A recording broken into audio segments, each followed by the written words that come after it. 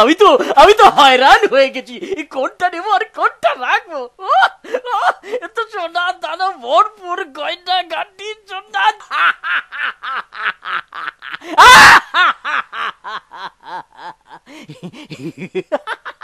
কোনটা নিবো? সব নেবো। আলী বাবা, তুমি কত ভালো কাজ করেছো। সব সব সোনা দানা এখন আমার হাতে। আমি আমি আমি আমি আমি এখন শহরের সবচেয়ে বড় ধনী ব্যক্তি। বরং না, বরং বিশ্বের সবচেয়ে ধনবান ব্যক্তি।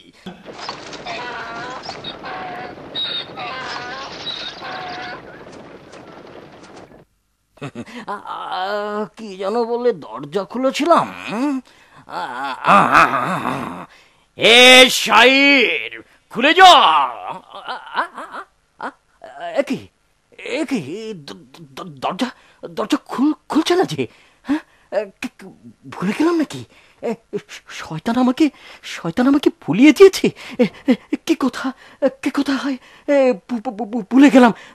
মনে পড়ছে না। হায় হায় হায় হায়, কি যেন কথাটা ছিল। মনে পড়েছে। এ ফিলফিল, খুলে যা। কি খুলছে না তো, আমার জীবন শেষ হয়ে গেল। গুহায় খুলে যা বেটা।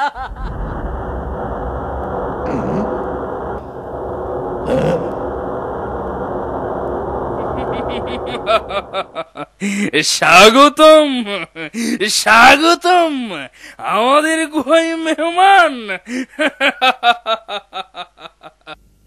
সকাল হয়ে এলো, কিন্তু কাশেম ফিরল না তার বাড়িতে বা দোকানে।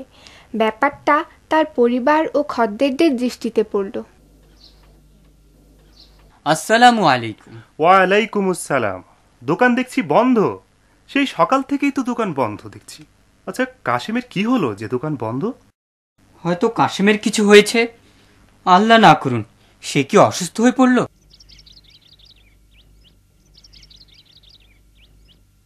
রাত থেকে তিনি ওনার ব্যাপারে আতঙ্কিত। আল্লাহ যেন ওনাকে ভালো রাখেন। হায়, আর কত অপেক্ষা করব? ভয়ে আমার অন্তর ছিঁড়ে যাচ্ছে। কেন তাকে শোনার জন্য গুহায় পাঠালাম? কেন আমরা আল্লাহর দেয়া রিজিকে সন্তুষ্ট থাকলাম না?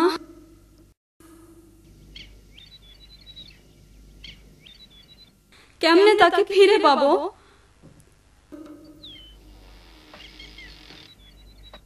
মারজানা, সুসংবাদ, আলী বাবা এসেছে। না, আমি দরজা খুলছি। আল্লাহর নিকট দোয়া করি যেন মঙ্গলময় হয়।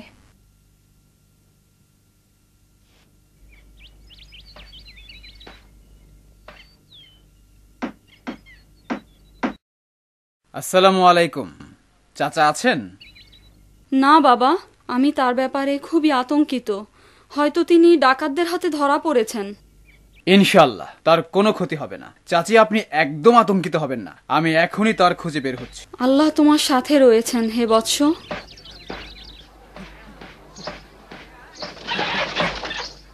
হে আল্লাহ, শেষ পর্যন্ত তাই ঘটল যার আশঙ্কা করছিলাম। আব্বু, চাচি আমাকে চাচার খুঁজে যাবার জন্য বলেছেন। কাশেম নিশ্চয়ই সেই বদমাশ চোরদের হাতে ধরা পড়েছে। এটা কি ঠিক? আল্লাহ তোমাকে ক্ষমা করুন। তুমি অন্য কোনো কথা বলো। এখন কি করা? আমাদেরকে সময় থাকতেই তোমার চাচাকে খুঁজে বের করতে হবে। বাবা, আমি হাজির, আমি প্রস্তুত। বাবা, তুমি কি করছো? তুমি সিন্ধুকে কি খুঁজছো?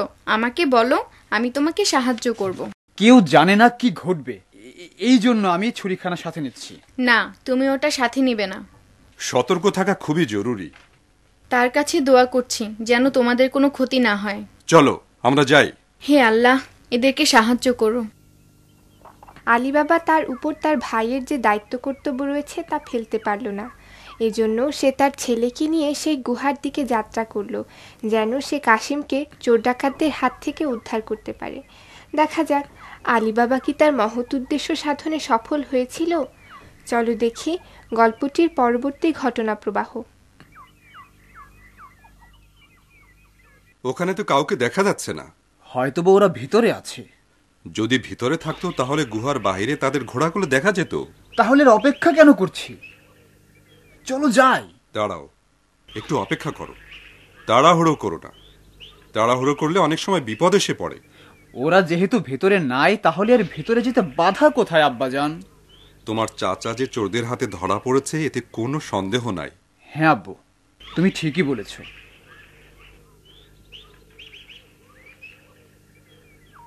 সব কেমন যেন চুপচাপ মনে হচ্ছে না? হ্যাঁ, একদম চুপচাপ।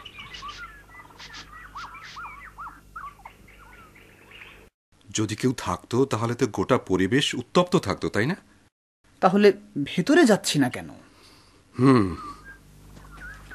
যখন আলী বাবা ও তার ছেলে নিশ্চিত হলো যে বদমাশগুলো কেউ সেখানে নেই, তখন তারা গুহার মধ্যে ঢোকার সিদ্ধান্ত নিল।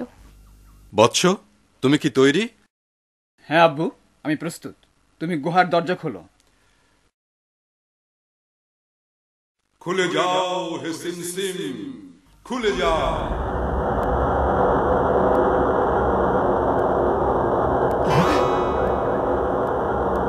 এসো বেটা, এসো। আর কেন অপেক্ষা করছো? ঠিক আছে আব্বু।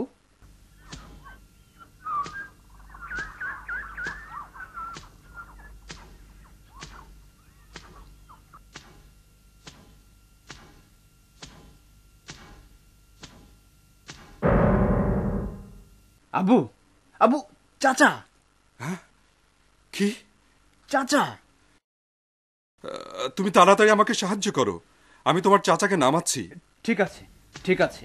হে আমার প্রিয় ভাই, চোরেরা তোমার কি হাল করেছে! লা হাওলা ওয়ালা কুওয়াতা ইল্লা বিল্লাহ। আব্বু, তৈরি থেকো, আমি রশি কাটছি। আমি তৈরি, তুমি কাটো। আব্বু, চাচান কি বেঁচে আছেন? হ্যাঁ, এখনো বেঁচে আছেন মনে হয়। বাবা, তুমি আমাকে সাহায্য করো।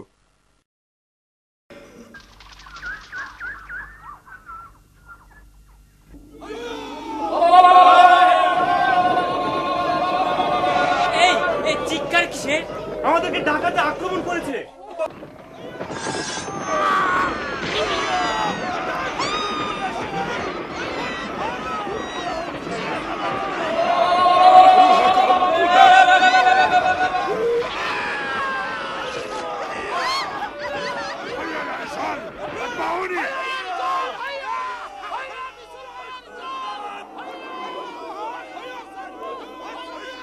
চলো সবাই, চলো কেল্লা ফতে।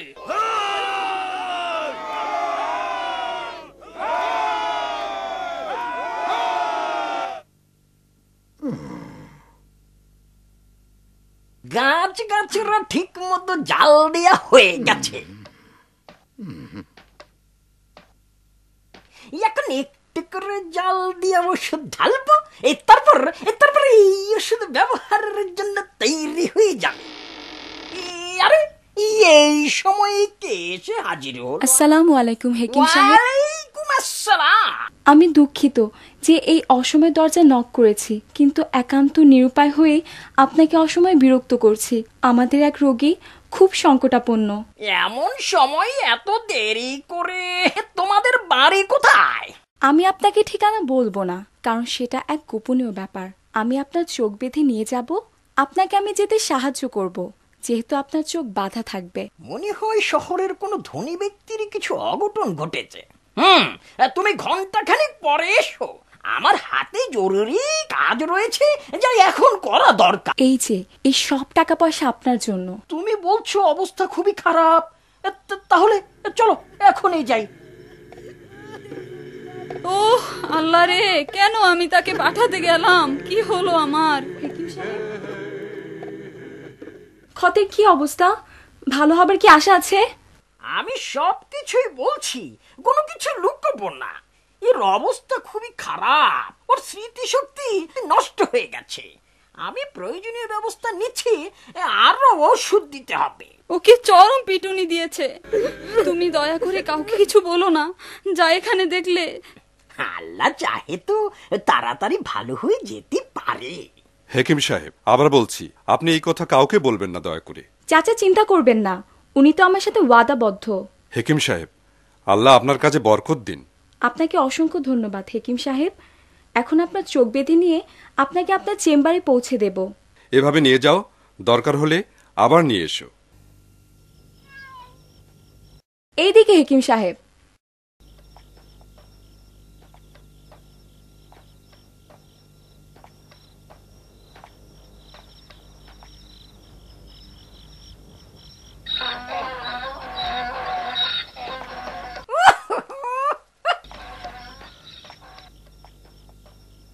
এভাবেই মারজানা হেকিমকে তার চেম্বারে অতি গোপনে পৌঁছে দিল। কিন্তু হেকিম কি তার ওয়াদা ঠিক রাখবে? এখন আরও কিছু ঘটনা ঘটবে, চলো সেগুলো দেখা যাক। তোমরা কি দেখছো না, কেউ এই গুহায় প্রবেশ করে লোকটাকে উদ্ধার করে নিয়ে গেছে? এর অর্থ হলো গুপ্ত গুহার কথা জানাজানি হয়ে গেছে। এজন্য এদেরকে অবশ্যই ধরে আনতে হবে। সর্দার, আমি তাদেরকে ধরার দায়িত্ব নিলাম। তুমি তোমার দায়িত্ব পালন করো। যে আমাদের গুহার কাছে আসবে সে অবশ্যই মরবে। আল্লাহু আকবার, আল্লাহু আকবার, আল্লাহু আকবার। তোমরা কি শুনেছো ব্যবসায়ী কাশেম হঠাৎ অসুস্থ হয়ে মারা গেছে? দেখো আল্লাহর কি হিকমত, এত টাকা পয়সা ধন দৌলত তার মৃত্যু ঠেকাতে পারলো না। ভাই, তুমি সঠিক কথাটিই বলেছো।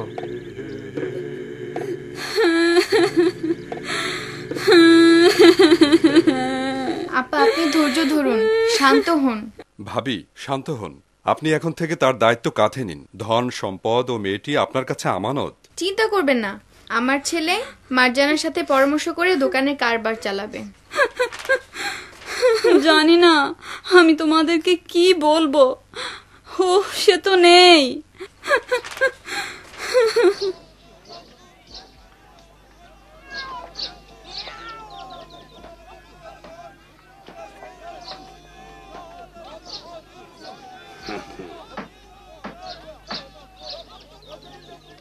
তুমি কি হেকিম?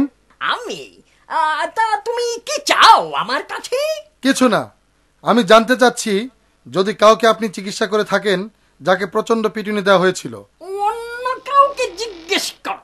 1000 টাকা দিলে চলবে? এসো ভিতরে এসো।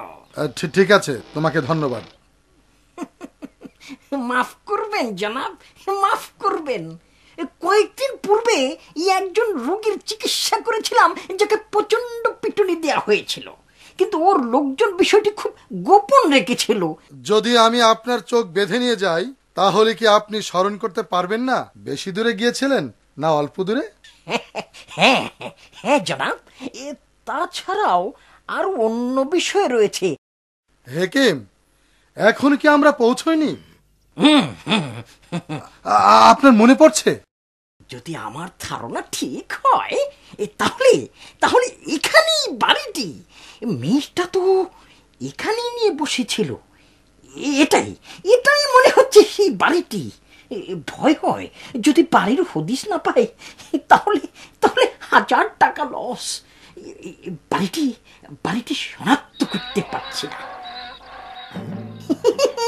এই যে এটাই সেই বাড়ি, আমি নিশ্চিত, কোনো সন্দেহ নাই।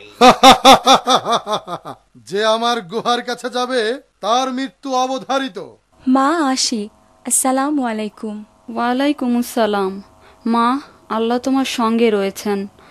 মারজানা, তুমি ফিরতে দেরি করো না। তুমি তোমার বাবার কারবার ভালো করে দেখভাল করো। মা, তুমি ভয় করো না। বিসমিল্লাহি তাওয়াক্কালতু আলাল্লাহ। এটা কি? এটা কিসের চিহ্ন? এই চিহ্ন সব বাড়ির দরজায় দিয়ে দিতে হবে। এভাবে সব বাড়িতে চিহ্ন থাকলে কেউ খারাপ মতলবে চিহ্ন দিয়ে থাকলে তা চিনতে পারবে না। সব বাড়িতেই তো চিহ্ন রয়েছে, ওই বাড়িটি চিনব কিভাবে? হায় আল্লাহ, এটা কিভাবে ঘটলো? এর চেয়ে আর বেশি অপেক্ষা করতে পারবো না। সর্দার, একটু অপেক্ষা করুন, সমস্যার সমাধান করছি। আমার কথা শোনো, এখানে বেশিক্ষণ থাকলে আমাদেরকে সন্দেহ করবে। এখন চলে যাওয়া ছাড়া আর কোনো পথ নেই।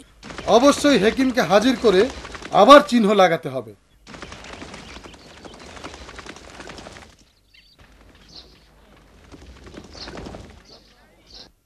এই ধোকাবাজ, আমি কসম করে বলছি আমি অন্য কাউকে কিচ্ছু বলিনি। আবার আমাকে বাড়িটা দেখিয়ে দে, চল।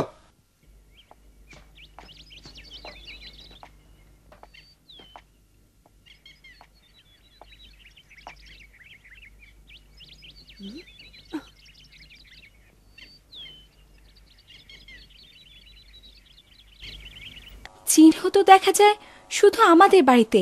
এটা তো কোনো ভালো লক্ষণ নয়। শুধু সময় নষ্ট হলো। কিভাবে চিহ্ন দিয়েছিলে? আমি ভুল করেছিলাম যে তোমাকে দায়িত্ব দিয়েছিলাম। সম্মানিত সর্দার, আমি অন্য নতুন চিহ্ন দিয়েছি, আশা করি এবার ঠিক থাকবে। চলো এখন চলো ওই বেটাকে ধরতে যাই যে আমাদের আস্তানায় গোপনে ঢুকেছিল।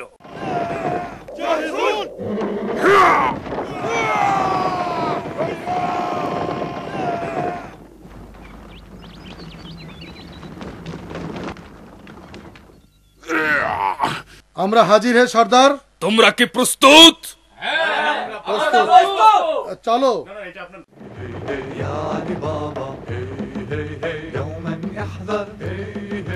خير لك أن تبقى حذرا من أن تقهر يا علي بابا دوما احذر خير لك أن تبقى। আমরা হাজির হে সর্দার। তুই আমাদের সাথে মস্করা করছিস? সব বাড়িতে তো চিহ্ন দেওয়া আছে।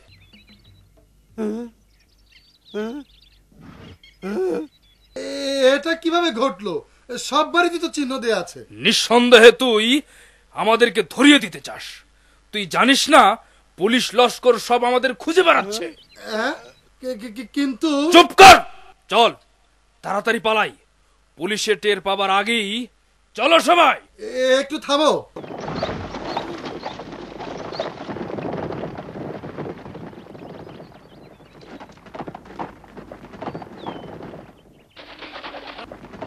তোরা এতই নির্বোধ।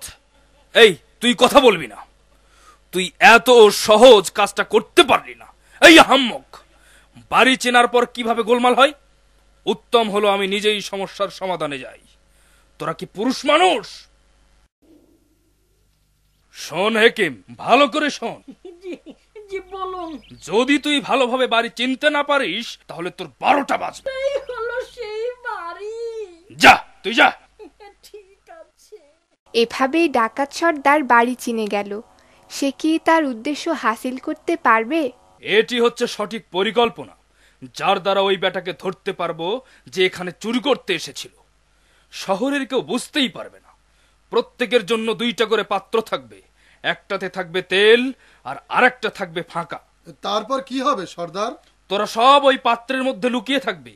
আমি বাড়ির মালিককে বলবো আপনার এখানে আজ আমাকে রাত কাটাতে হবে, যেহেতু রাত হয়ে গেছে তাই। কিন্তু সর্দার, আমরা কি করব? তোরা ওই সব পাত্রের মধ্যে বসে থাকবি, অপেক্ষা করতে থাকবি। আমি পরে এসে তোদেরকে সব পরিকল্পনা মোতাবেক কি করতে হবে তা বলবো। যারা আমাদের গোপন বিষয় জেনে যাবে তারা বেশি দিন বাঁচবে না।